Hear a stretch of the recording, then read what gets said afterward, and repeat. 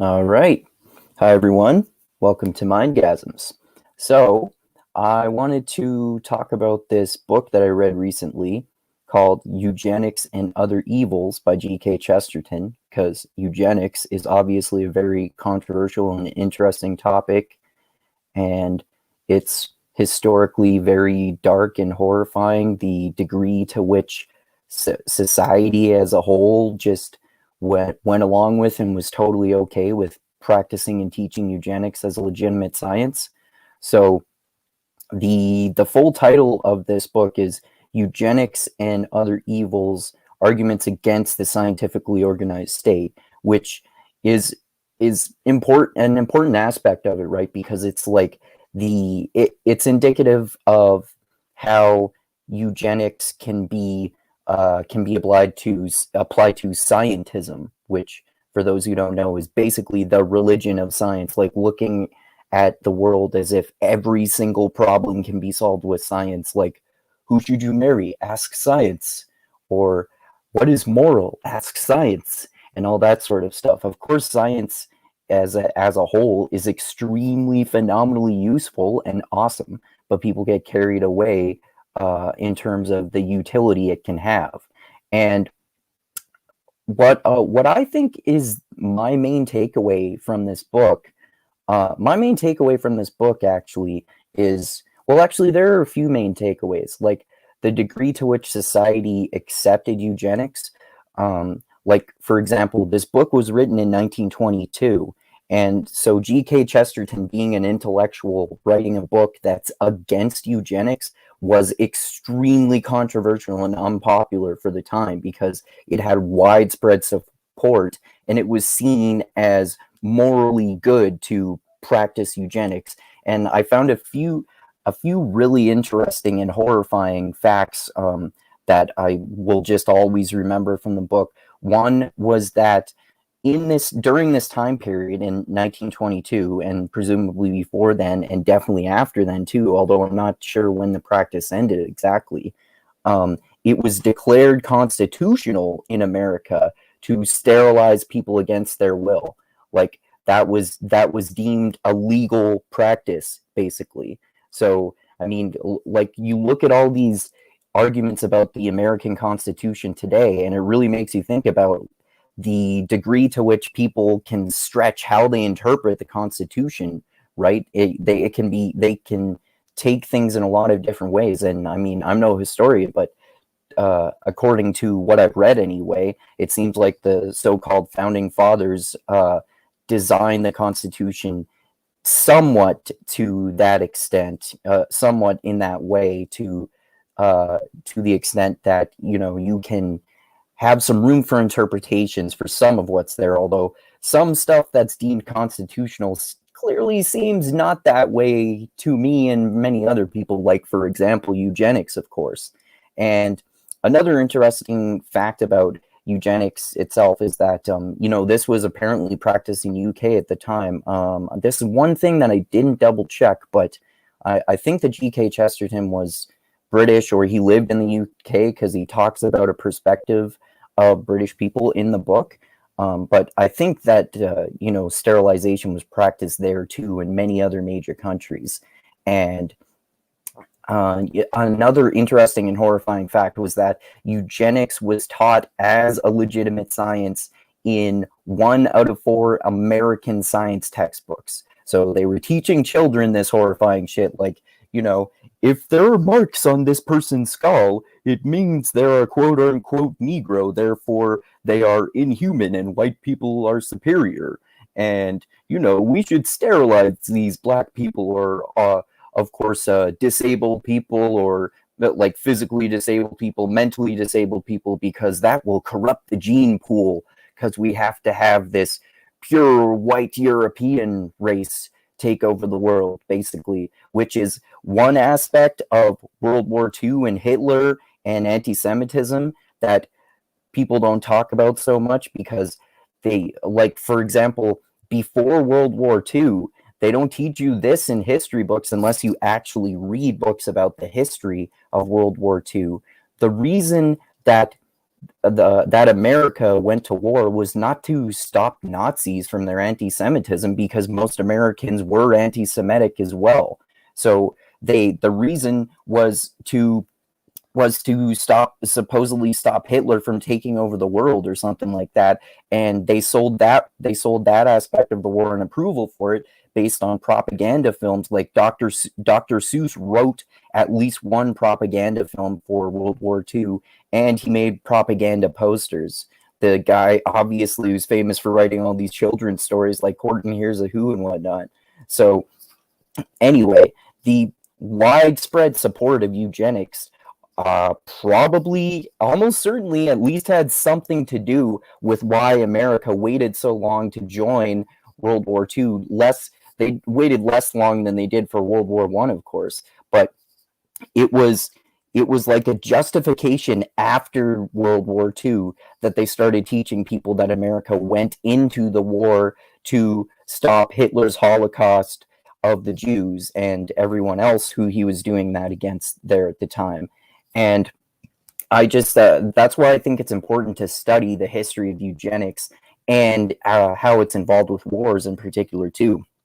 But anyway, one of my other major takeaways from this book is that even though, of course, I have to clarify, like pretty much fucking everyone, I of course think that eugenics is morally fucking reprehensible, but I think it's interesting that in this book, even though I do believe that eugenics is fucking horrible, I disagree with G.K. Chesterton's arguments against eugenics just because of the conclusions of his arguments, basically.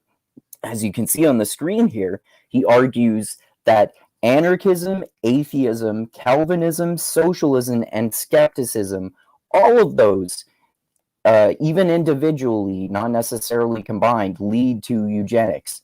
And I think it's really interesting, even though I disagree with the conclusions of his arguments. Like, for example, with anarchism, he talks in the book about how, even a government can become anarchistic, and when it becomes anarchistic and it lacks order, it gets really radical, and it can lead to widespread support of eugenics, even if most people in the government don't support it because those with the loudest voices can set the policy for the population somehow. It only kind of makes sense to me, but it's interesting nonetheless, just like all of his arguments. So another one, for example, was atheism. And, this is a typical kind of thing, more predictable, that intellectuals have believed for a long time, which is that, without this belief in God, and if people are atheists, then the world will just evolve into chaos, and we're going to start practicing eugenics, as if atheists don't care about people as much as religious people, which is total fucking bullshit, of course. And so then the next argument that he uses against eugenics is by being against Calvinism. And this is also interesting, but also the conclusion doesn't make sense. So I think, if I remember correctly, his argument is something that, with Calvinism, I'm not an expert on it, but I've researched this a little bit. It sort of divides people into those blessed by God and those not blessed by God. And, there's a destiny of people who are chosen by God and people who are not. And therefore, you could easily use Calvinism as an excuse for eugenics to say, Jews and black people are not blessed by God, so therefore we should sterilize them. I can see the logic of that argument a little more, obviously, but obviously also, just like with anarchists and atheists, it doesn't mean that you're a Calvinist, you're going to fucking believe in eugenics. That's an enormous logical leap, just like his other arguments. And so going on to socialism, he kind of makes the sort of opposite type of argument, obviously, as he does with anarchism. He talks about how, like, for example, the subtitle of the book is an argument against the scientifically organized state, as I said, right? So I think he sees socialism as the way of scientifically organizing a state, because, you know, it's this authoritarian rule of the government controlling absolutely everything that happens. So he thinks that this could logically lead to eugenics. And this one, I think that kind of makes sense. But obviously, then again, it sure as fuck doesn't mean that socialist countries automatically become filled with eugenicists, because there are many socialist countries today, or depending on how you define that term, loosely socialist. And obviously socialism does not inherently lead to eugenics. And so the same can be said of skepticism, basically. This is the one actually that I'm the most skeptical about, because if you're a true skeptic, then you're kind of supposed to be skeptical of everything, including, of course, eugenics. So I understand this one even less than his other arguments. But he talks about how, you know, skepticism can lead to eugenics because if you question things you can question things too much, to the point that you have these ridiculous beliefs. And I can understand that to an extent. I mean, people have leveled that criticism at me, like some of my religious friends, like my religious friend Shane Kennedy, for example, has leveled that claim at me, because I'm like I really try to avoid making declarations and moral statements, and I try to be uncertain about things. But so I understand the argument that if you're a skeptic, you can end up having ridiculous beliefs, but that's still kind of bullshit, because you would question the ridiculous beliefs too. Like, if you look at people who are conspiracy theorists who call themselves skeptics, for example, in my opinion, they're not really fucking skeptics, other than in the sense that they're skepticals, or the skeptics rather, of mainstream narratives, like establishment narratives and mainstream new media narratives. And I understand having skepticism about those, but that doesn't therefore mean that conspiracy theories are true, because often, even though some conspiracy theories do turn out to be true for sure, like, you know, the Bay of Pigs and the Gulf of Tonkin incident and Operation Midnight Climax, where the CIA was doing this operation where they were spying on people who went into brothels, and they were dosing them with acid to see what happened to these guys, because they were trying to use it as mind control in wars. But so obviously conspiracy theories are a thing, but most of them end up making much less sense than even establishment narratives. And being skeptical of establishment narratives obviously does not mean that you should just reject them all out of hand. But anyway, so that's why I think that this book is really well worth reading, regardless of what you think about the conclusions, because it's an interesting historical book, because, like I said, it's written by G.K. Chesterton in 1922, when eugenics was tremendously popular and approved of. And so it was very, very controversial at the time. And it's interesting to see the degree to which society accepted eugenics. And then it's also interesting that, even though, like I said, I of course think eugenics is awful, his reasons for why it's awful don't make sense to me. And it also makes me think about morality and philosophy, right? Because, like I said, I don't think you can morally justify eugenics, and this may be a radical thing to say, and people might hate me for it, but how can, morally arguing against eugenics, I think that's hard. It's hard to justify that too. I just come to the conclusion that eugenics is wrong because I feel like it's wrong, and if you've read books by Jonathan Haidt, for example, our feelings are the seat of our rationalizations that we view as our rational views, and this tends to be how we build our moral worldviews. They don't actually necessarily make logical sense, but I would say it doesn't have to make logical sense. Even if it doesn't make logical sense that eugenics is bullshit, we just shouldn't do it. But anyway, it's interesting to think about what good arguments there could be against eugenics. That's another main thing that I thought about based on this book. Anyway, I've been talking about this for long enough now. It's, like I said, it's very interesting and a worthwhile book to read. So thanks to those of you who watched this video. Hope you read the book and find it as interesting as I did. And please let me know your thoughts about it and all of these issues in the comments. Thanks to those of you who clicked the like button on the video. Thanks to those of you who subscribe to my channel.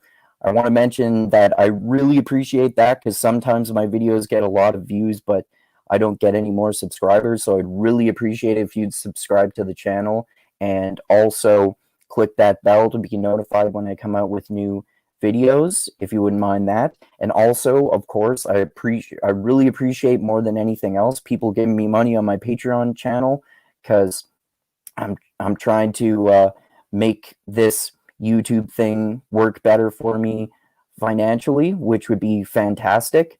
So I'll have the link in the description for this video for my Patreon page, as I always do. Please, even like $1 a month would be fantastic. Anyway, thanks again to everyone for watching this. Look forward to more videos. Got a conversation coming up soon with a few of my friends from Mixed Mental Arts about a documentary called Mighty Ira, which is about a former ACLU director who defended the free speech of Nazis. So that should be interesting. And we got that chat coming up on the next Mistborn book called The Well of Ascension, and many others as well. So look forward to those. And like I always say, I love you all. Keep being the tiny beam of light that shines through the almost impenetrable darkness in the universe. And most importantly, always remember this: the funk cures all. All right. Keep spreading mindgasms, love, funk, and groove everywhere. Oh yeah, also, of course, remember that groove is in the heart. And read awesome, fascinating, controversial books like Eugenics and Other Evils by G.K. Chesterton. I gave it 4 out of 5 stars on Goodreads, I believe. All right, so thanks again, everyone, and adios until next time.